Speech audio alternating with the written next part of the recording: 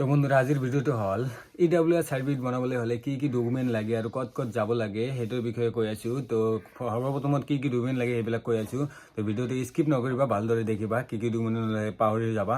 তো EWS certificate বনাবলৈ যিহেতু বিচাৰি আছা তেনেহ'লে সৰ্বপ্ৰথম যিটো ডকুমেণ্ট লাগে, তো তোমাৰ সৰ্বপ্ৰথম তোমাৰ এফিডেভিট লাগে, উকিলৰ পৰা ওলাই ল'বা কৈছোঁ মই।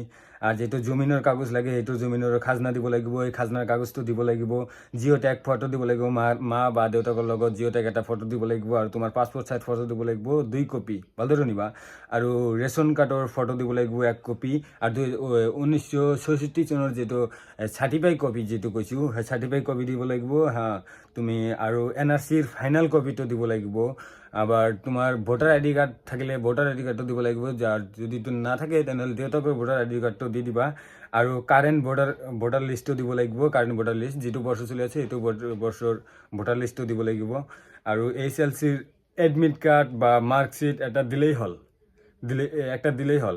আৰু সৰ্বশেষত এপ্লিকেশ্যন এটা লিখি সকলোবিলাক জমা কৰি তোমাৰ ঘৰৰ ওচৰত চাৰ্কেল অফিচ থাকিলে চাৰ্কেল অফিচত জমা দি থৈ আহিবা। লাগে আৰু 2-3 দিনৰ ভিতৰত বনাই দিয়ে তেওঁলোকে। সেইটো তেওঁলোকে কেনেকৈ বনাই দিব, তোমাক বনাই দিব। বনোৱা হ'লে তোমাক কল কৰি দিব যে তোমাৰ সেইটো হৈছে, লৈ যোৱা। আৰু মই বনাইছোঁ, মোৰ ডকুমেণ্টটো মই দেখাই আছোঁ। এফিডেভিট যিটো কৈছোঁ এফিডেভিটটো দেখাই আছোঁ যে এনেকুৱা হয় 1966 চনৰ এফিডেভিট। এইটো ভালকৈ দেখি লোৱা, এইটো এফিডেভিট হয়। আৰু এটা দেখাই আছোঁ। আৰু মোৰ যিটো ফাইনেল EWS চাৰ্টিফিকেট আহিছিল এইটো এনেকুৱা ধৰণৰ আহিছিল, দেখিব পাৰা।